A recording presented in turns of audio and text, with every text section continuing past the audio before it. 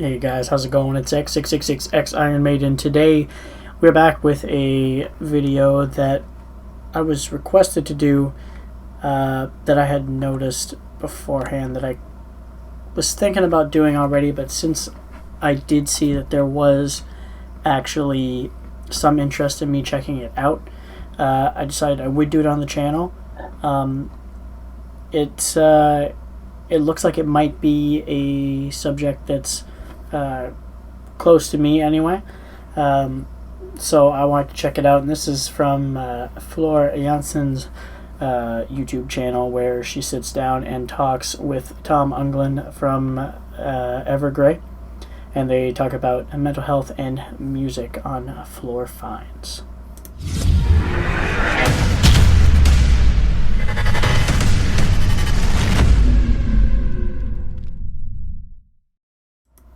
Alright, so from that title alone, that's all I know about the video. I'm not sure exactly what they get into. But the mental health subject and obviously music is already related to the channel. The reason I wasn't going to do this is because my channel is not focused as much around anything other than music reactions. But someone did say they wanted me to check this out. I remember someone mentioned it, I think, last week. And I'm only getting to it now just because I had a week worth of scheduled videos already coming out. So I couldn't get to it right away, unfortunately. But mental health has been a thing that has been around me my entire life. My mom, and to this day, still is severely mentally depressed, high anxiety, bipolar, and many things. Fibromyalgia is a thing that also increases all those. A lot of ex-girlfriends and even my current fiance struggled with depression, anxiety, and things similar to that. It's always been really close to me my entire life. And it's not a subject that I like to bring up on the channel a lot, just because it's not, like I said, it's not directly related to the music reactions. But again, since someone wanted to see it, we are going to check this out and talk about it. This could be a long video. This is just over 16 minutes, and I have a feeling that I will be pausing and speaking a lot throughout this, just because this is a subject that I have put a lot of time in, my own personal time, to learn a lot about, because of how many times it's been very present in my life. Let's get into it.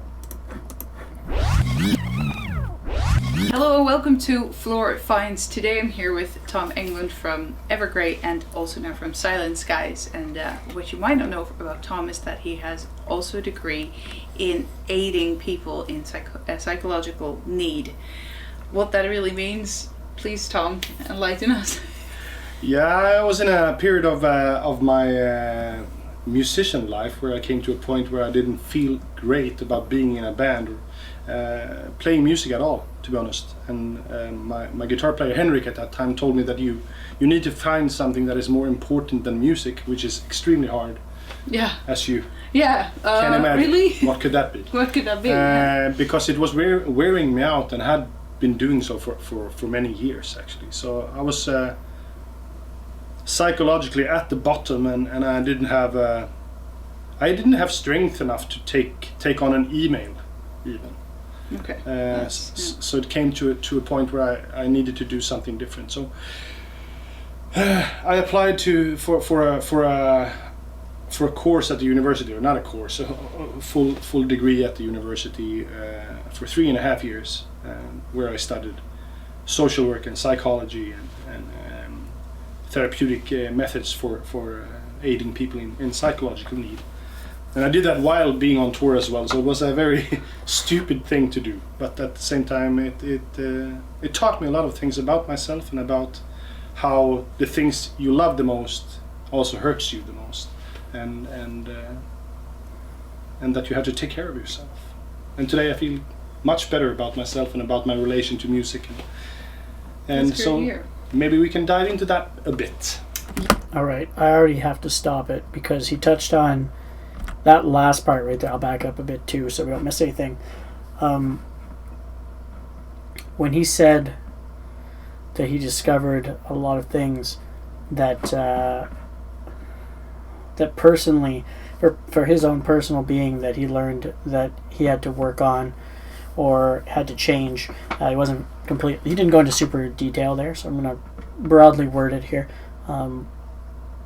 It kind of hit home in a way because my story, I've touched on it a few times on the channel in the past, but I know I was away for a while having my child, so there's going to be a lot of new people here. My story is that my mother has not been part of my life for almost 5 years now.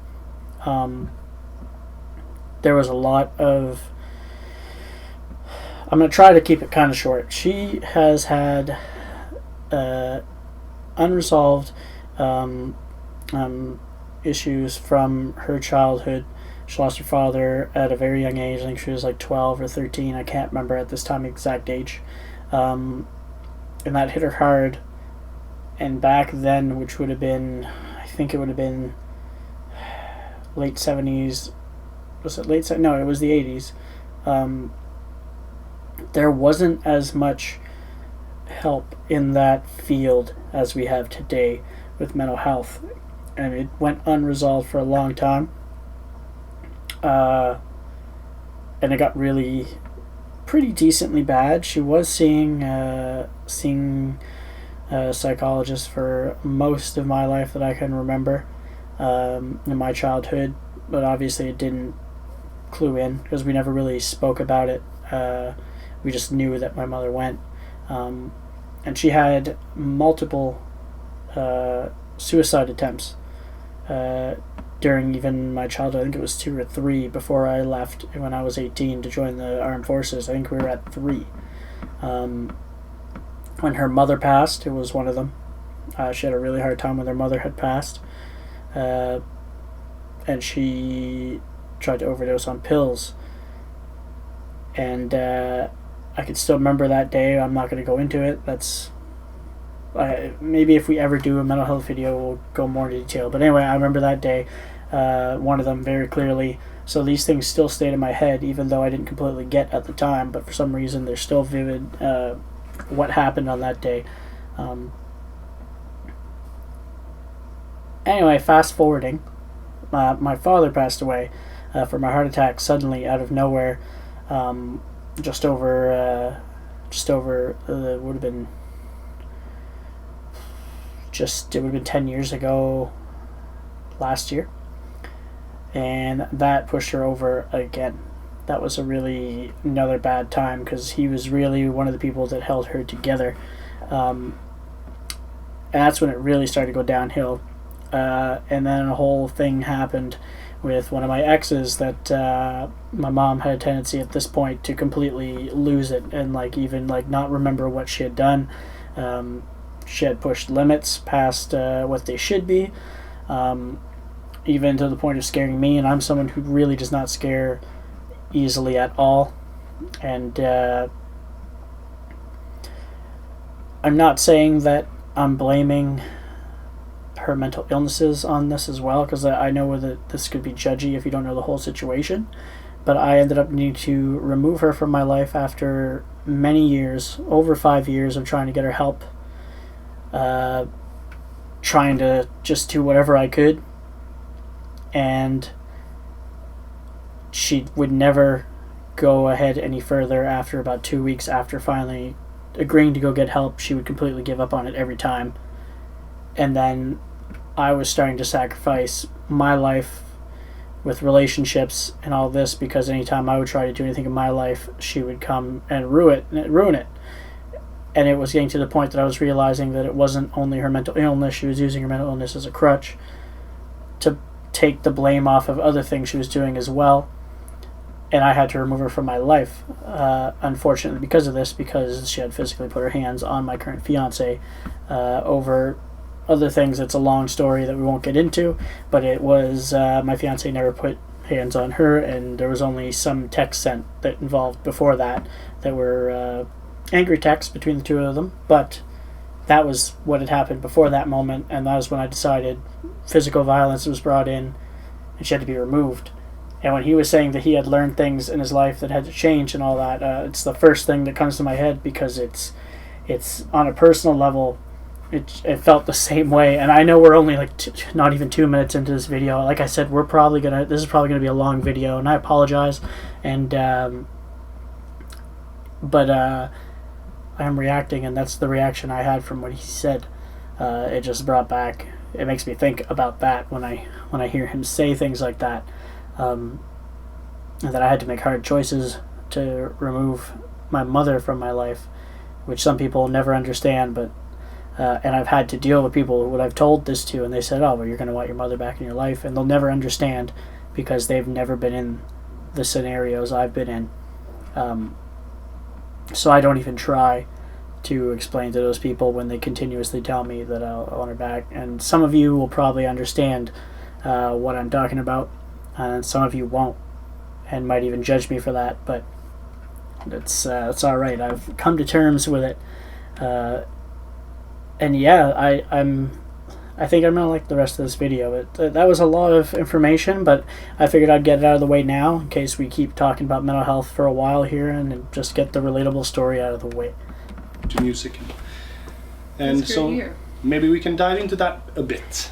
Yeah, absolutely. I mean, I think it's great that you dare, first and foremost, to openly speak about psychological challenges. I think it's more and more accepted that people don't feel well, and despite the fake world that we all like to paint sometimes, that everything is perfect. Of course it's not, and people have moments in their lives where things are not great, or people with even more severe problems, and it's fantastic that they're allowed to be there. I think it's super important to accept it. From there it's easier to approach, and hopefully to come out of it like you obviously did by taking the bull by the horns and saying, okay, I need to do something and I need to fix it. So do you feel that that you felt better because you could help other people, or because you learned more about understanding psychology better and therefore also your own? I mean, I would say all of that, but for me, it's a process, and it's a transition period from where I went from not knowing who I was, because this illness I was taken with was basically changing everything for me. My perception of me, my perception of what my life was supposed to be, and my perception of music, and everything that I was at the time. So it was a very disturbing period for me to also sort of leave the music world, or at least take a step to leave it, because that was my end game, was that I'm not gonna do music anymore, because it was hurting me, So so it was a transition period for sure. So I started studying. I first had to study for a year even to get into the university. Wow. So I studied for 4.5 years, and then I did after that I did like a specialist course for people where I spoke to people in a therapeutic way, people with cancer. So it was a long time of studying. I would say in total 6 years, I think. And during that time, of course, I learned a hell of a lot about myself, but also about the human psyche, and where I should position myself in the world. And just as you said before, that the world today portray itself like everything is great, and you and me are highly responsible for how we portray ourselves towards you guys. True. So I think it's also important to show both sides, or talk about it like we do now, because nobody's super eager to show their face on Instagram on a very bad day. No. Makes a valid point here, and I know I'm stopping in the middle of this conversation, but I don't want to forget about it, because he's touching a lot of things really quickly, and it is, even though it is more socially acceptable for people to talk about mental health, one thing that I am noticing, and I don't know if he'll touch on this or not, but even though it's more open to talk about it, I still find that there is still a lot of people that even if they are open to talking about it, when it comes time for solutions to these things, it's a different story sometimes too. And like you said here, it can be hard because, like you said, these two in particular, as he's talking about the two of them, they do have a certain image they're supposed to keep up, on the social media side, because the fact that they're an artist. You expect them to have a certain side or image that they're supposed to keep and show to us so that everything looks fine, and then you buy the music and all that. But even your favorite musicians, anybody you see on social media is still human, and there's still stuff that happens that you don't see because they don't post their whole life on social media. And unless it's a special case, for instance, like the rapper NF puts all of his feelings and all that in his music very openly talks about his personal life and all the things he's gone through. So in that case, it would be a different story, in which case then he would put that all out. But there is like that random exception to that rule. But it makes a valid point that yeah, I'm actually really enjoying this so far. We're only not even 5 minutes in. I'm enjoying that we're even talking about it because these two both have a lot of fans, and just talking about it from their perspective right now is going to open somebody's eyes to talking about the mental health side of things too. But anyway, I'm going to keep going. To show their face on Instagram on a very bad day. No. And at the same time, you also have to take responsibility to not necessarily tell everyone that you're feeling the worst every day. No, absolutely. It's funny because if you think of our music, we make very melancholic music. Yeah.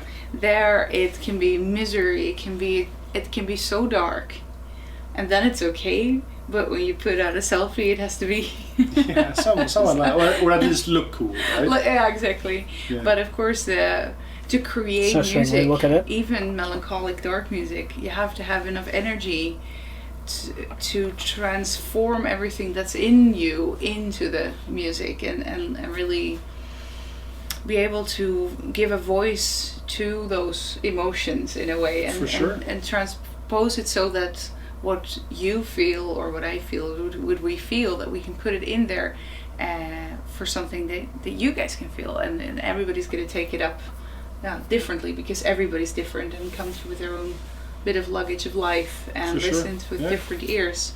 And I mean, especially like you and me, of course there are bands that write about Dungeons and Dragons and swords and stuff. I don't have that tight connection with those things. So I write about myself, and so do you. And when doing that, you also sort of, as an artist, made a decision that this is what I want to convey to people. You know? So for us, I would say that it's double draining to always talk about somebody or something that is close to you. Yeah, for sure. Especially when even on stage, you can go through the emotional roller coaster of everything that you've put in. But it's almost, for me, it's an essential part of making music. I want to be able to do that. Else, I could be singing about toilet paper for all that matters, because it would be empty. It has to be filled with something, and the more genuine, the better, because then I think you can honestly transmit emotions. But that comes with a certain bit of suffering. You have to have the energy for it. I'm going to stop it there just because it looked like you're just going to continue to talk, and I don't want to miss this.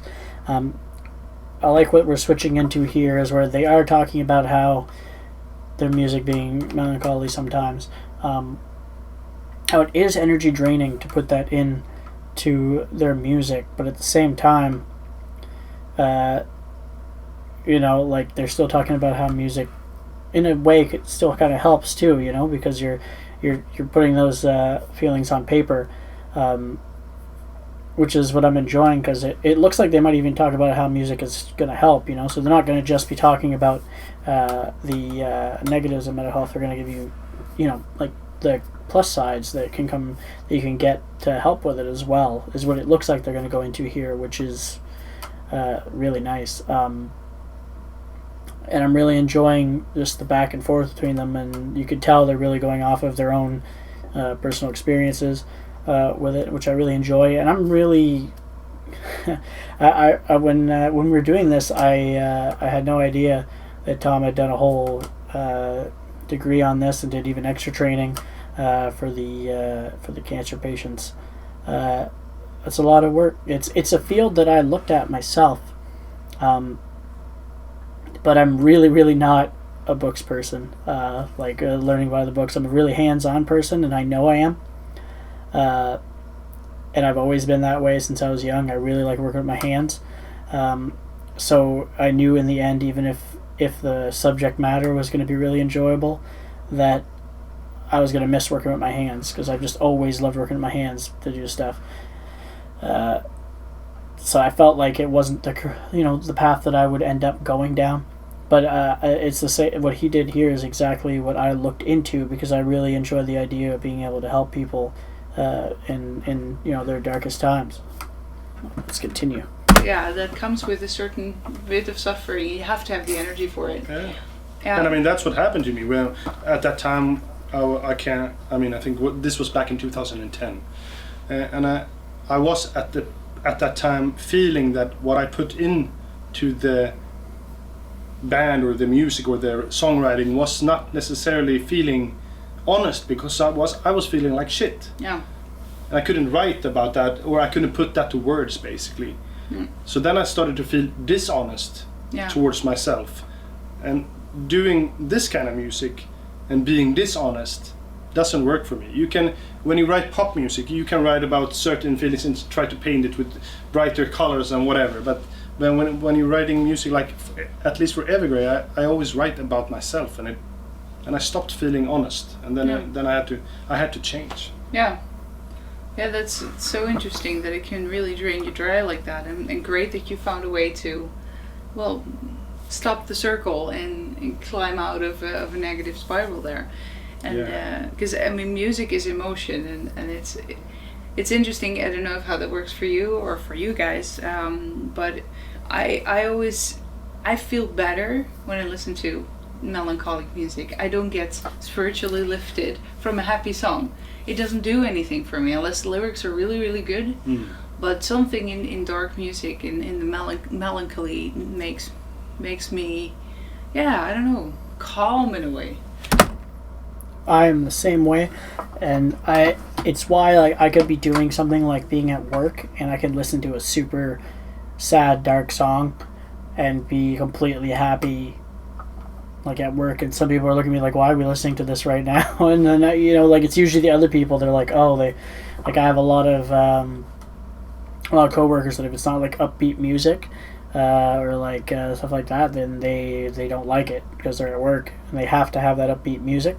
And I'm like the opposite. I like the melancholy thing, just like Flora just said here. Like I find that kind of music, it really gets my mind in a place that I just enjoy more. Like I connect more with it. Also here, just off the mental health thing, but like still kind of relatable, is Tom talking about how it was 2010 where he had felt like this, which means he said it took about 6 years of training. So probably 2016, 2017 is where he would have finished all of his schooling and all this. It's funny that he says that, and he said it. He's saying here that it would have changed how he approaches his music writing, and it's interesting because I've heard an okay amount of older Evergrey songs. I'm still going through their discography, which means we'll probably be touching older Evergrey on the channel as well. Some of the classic hits, like I know, like Wrong. I know that one, stuff like that. Anyway, I won't get into the whole list, but it's interesting that he says that, because it sounds like the change that he had by, helping himself by being able to finally see and make changes in his life from what he learned from his schooling. For me, anyway, I feel like I could feel that change in their music, because their newest music, for me, is some of their best sounding music that they've had throughout their whole career.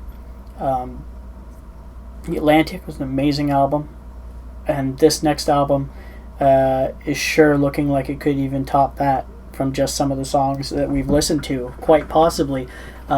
Which means it's highly possible they're some of their best work for me personally. Obviously, some people might feel differently, but some of their best work is coming out now.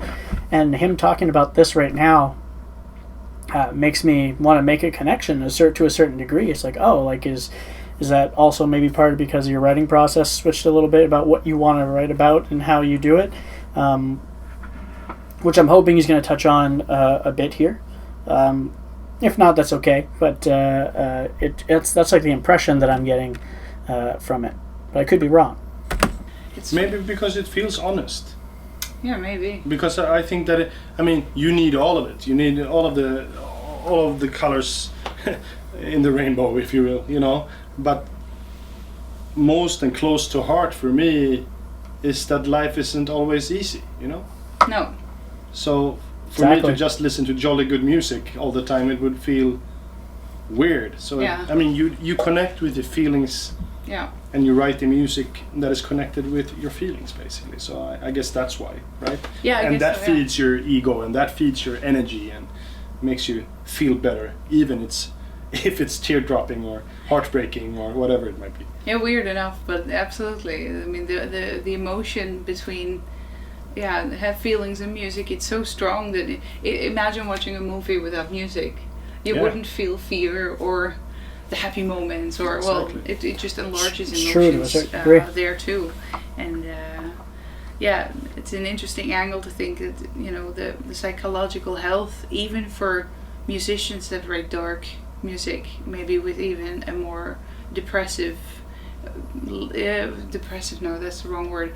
A darker input in the music, even in the lyrics, need the energy still to write it, and I recognize that. And I think it's also written from a point where, I cannot speak for everyone, but at least from my point of view, I write for myself lyrically. I write only for myself.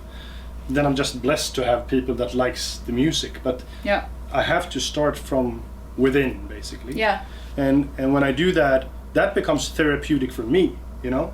And it sounds like a cliche, but it's actually like a scientific method of that you write to yourself. So when you see what you have written in words, it's you telling yourself that this is how I feel. So for the first 4 or 5 albums, I wrote a lot of stuff and never really understood why I wrote it. Yeah. And now, when I'm older and fat, no, I'm kidding. When I'm older, slightly older, I feel that. I felt that one. I can read as I'm getting older and getting fatter right now. Much wiser, which leads me to that I can read the lyrics now, and I understand that I at the time was speaking about how I felt on the inside and what I had been through or whatnot, you know. So it was that in itself was therapeutic for me to see, okay, I've been through this, and I actually told myself, hey dude, you have to slow down, or you have to listen, or whatever it might have been, you know. And I didn't realize it at the time. Wow. So a really mind-boggling experience. Yeah. So stop. I don't want to listen anymore. No, I can imagine that it works like that. It's such a.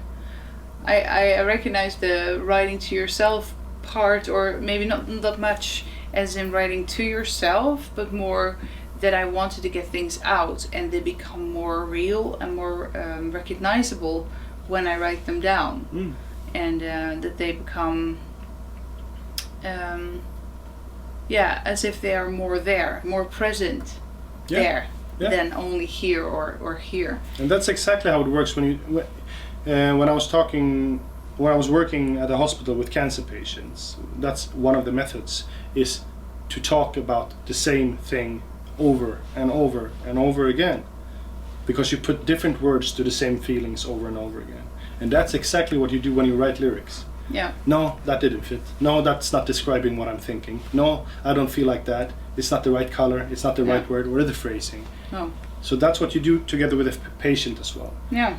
And when the patient has talked about it in so many ways that the words are, you're out of words, you have reached a point where you at least have a perception of where you are and how you feel.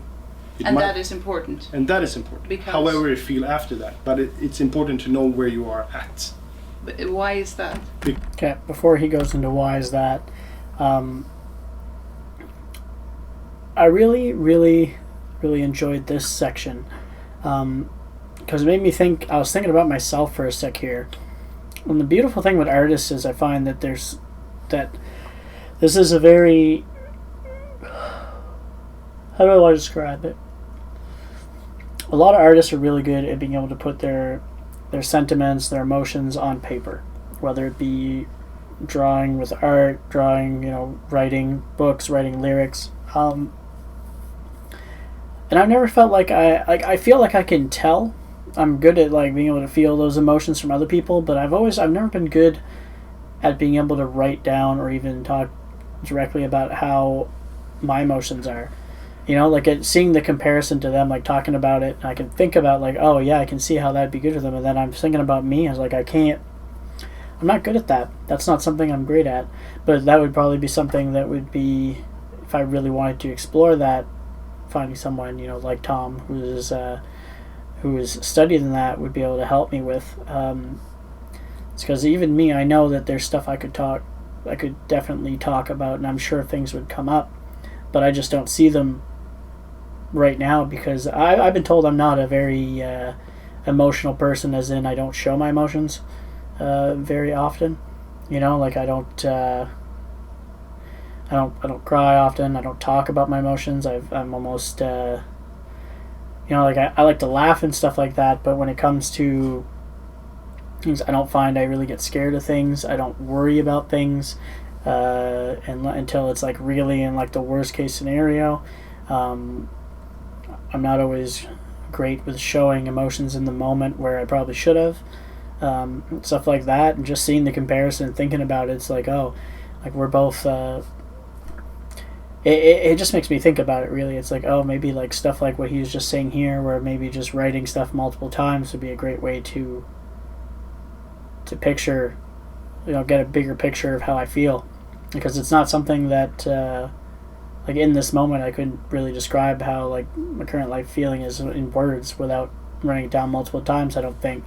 So I'm almost getting help from this video just listening to it myself, which is what I always hope to learn something when I'm watching anything or listening to anything that's about mental health, because it's actually something I care about, because I feel like it's something that a lot of people don't understand, and I'm loving that they're talking about it so much right now, because they have so many fans again that maybe I've never had that conversation, they never looked into like these type of conversations to learn things about it, and I'm loving it for that. Let's continue. Feel after that, but it's important to know where you are at. But why is that? Because that leads you to the next point. How shall I tackle the real problem? Okay. I don't know what the problem is, then I can't tackle it. But if I know this is exactly what I'm feeling, this is the essence of my sorrow or my fear of death or whatever it might be. Now it becomes very dark, but yeah. So when you know what you're talking about, then you can at least attack, if that's what you want, you can at least attack that or treat it in the right way. Would you say that even listening to a song could work like that? If that's Sure. If a specific song seems to have found the words, even if they weren't written for you personally, you can identify so strongly that it feels as therapeutical as if somebody would really understand Yes. you, and every time you listen to the song or you hear those words, it feels like you repeat a certain feeling in order to understand it. Yeah, exactly. And that's what I mean, identifying with music, that's what we do as music fans. We're identifying with, if you wrote a song and I've been there, I feel exactly that. That's what all of our fans and what we are doing towards the music that we love. Yeah. That's exactly it. You identify and you feel, okay, I'm not alone, basically. No, it's such a magical, powerful thing, but it's interesting to talk about it, put actual words to the feelings or to that sometimes undescribable strong connection you can have, without taking the magic away, I hope. But I think it's important sometimes to understand things and to yeah, see the beauty of it even more. I mean, you see it when people gather, and hopefully we soon can again when we battled that Yes, please. COVID-19. Yes. Where we all come together and listen to the same notes and the same words, but go in different emotions or with different backgrounds into the same emotion. That's power. That's power. Yeah, I guess that's what religion is to many people.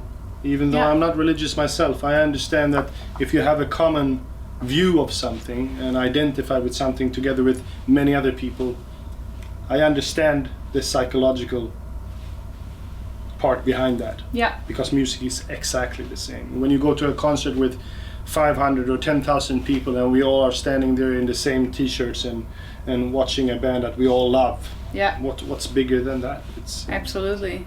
Nobody ever put a bomb fest on in the name of music. That's the ex- one good that's thing the- where that's the music difference. wins. It's I love that they mentioned that because who was it?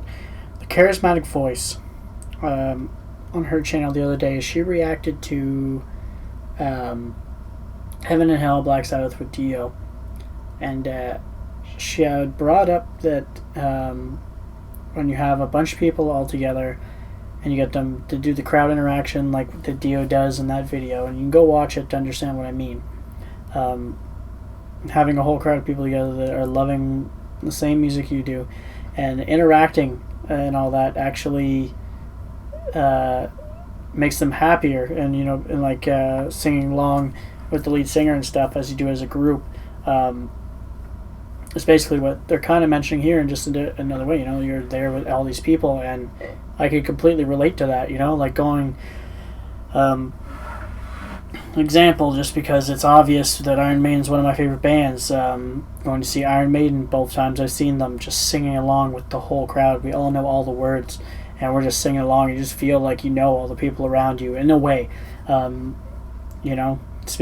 spoke to some of the people around me. I'm a very shy person. I don't just talk to random people. When I go to a metal show, there's a higher chance I'm going to talk to other people just because I know we have a relatable subject we can talk about. That's basically what they're saying here, and it makes you make you a happier person while you're there. I'm usually always in a way better mood. There's very rarely that I've been to any show where I've been in a terrible mood. I don't even know if I can name one, even if it's been bands I didn't really end up enjoying. I don't think I've even been upset then. So it's again, this conversation is like perfect right now, mixed for all of us that are music fans. Music, religion, 1-0. Yeah, no crusades in the name of a good song. No. Yeah, no, definitely. Yeah, sure. Yeah, absolutely. Yeah. Beautiful. Well, thank you so much, Tom, for this talk. If there's anything more you would like to share with me or with everybody else. No, just check out the music we have done together, if you haven't. And and your new Silence Guys. New Silence Guys, new Evergrey too. When is that coming? Silence Guys came December 11th, so it's out. And new Evergrey is coming February 26th. Hey, good stuff. Thank you so much, Tom. Thank you. I'm going to stop that. No, that was a wonderful video. Sorry, I've just realized how long this video is going to be, so hopefully some of you stick around and watch the whole thing. I'm not usually, this far into videos anymore. It's been a long time since I've had a long one like this, but when it's something as serious as mental health, I do really enjoy making sure I put the time in for it, because it's really something that I feel like we don't speak enough about, and we really should. It's just, I feel like they covered everything pretty well here too, they did a great job of keeping, they talked about without music being involved, and they just brought it into about music for the second half of it, which is a nice mixture, because music is only going to help so much. Even as a diehard music fan as myself, I've still had had a panic attack before, because life got so stressful and I didn't know how I was going to fix what was going on, and just basically worst feeling I've had ever in my life, besides maybe maybe tooth pain from really bad tooth pain is about the only thing that I think I've ever had that was worse.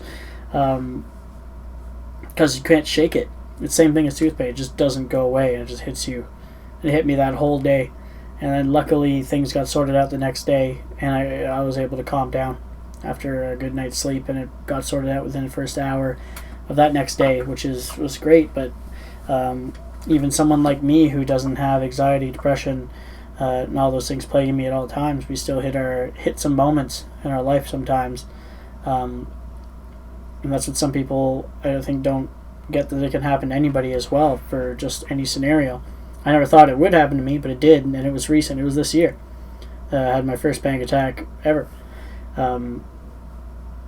So yeah, this video hits on a different level for me because it's a very personal level, and I can relate a lot to what he's talking about, and I can remember multiple moments relatable to everything they talked about here that had to do with either music helping out or people writing music because it was just, their words on paper, or just mental health issues in general. Besides music, that's gone through my whole life through multiple people, and some to the extreme, as I said in my story at the start, because again, my mom's not in my life, and I had to make that choice, and it was a hard choice. It probably should have happened before that, a decent amount of time before that, and I didn't. So maybe there wouldn't have gotten to violence had I done that. So basically how I want to end off this video, because it is getting quite long, is if you have anything going on and you literally have no one that you think you can talk to about it because you don't think they'll understand, please message me in the comment. Like, you can message me in the comments. My Instagram is linked in the on the channel page. You can private message me on Instagram. If you obviously you don't want to talk in the comments on YouTube, I'll give you some way to get a hold of me to talk about it, whatever it may be. And it might surprise you, even though you might think I don't know, I've had many different scenarios happen throughout the years of different kinds of mental health issues that have come up that I've been able to help with or I've learned from, and I would gladly talk to you if you think it's going to help in any way. I'll gladly talk to any of you and listen to your stories at any time, because it's just how I am. I like being able to help with it in any way that I can, because it's brutal. It's brutal. It costs people a lot of money to deal with. For those that don't have health plans and need medication to help deal with it, or even those of you that don't need medication, and maybe some of you medicate with marijuana. There's some people who can get by with smoking marijuana and it keeps them calmer and they get by. It's not for everyone. Or some of you can get by without medication but still have your rough days. It can be anyone. So really don't be afraid to hit me up if you really need to talk about something. I really don't mind. And I will try to find the time. If I don't have time in that moment, I will let you know when I will have time to talk about it as soon as possible after that. So hopefully you guys enjoyed checking this one out with me. If you did, make sure you hit the like button. And don't forget to subscribe to the channel if you want to catch more videos from me. And if you are interested in videos like this, we can definitely do more. Again, it's a subject that is very close to my heart and interesting for me to learn more about, so we could definitely do more. Again, I apologize for the length of the video. It's 45 minutes worth of video. I was going to do other stuff tonight, but I think we're going to leave it on this, especially on such a heavy subject. I'll probably come back and do more recordings another night. So you guys have a good one, and I'll catch you later.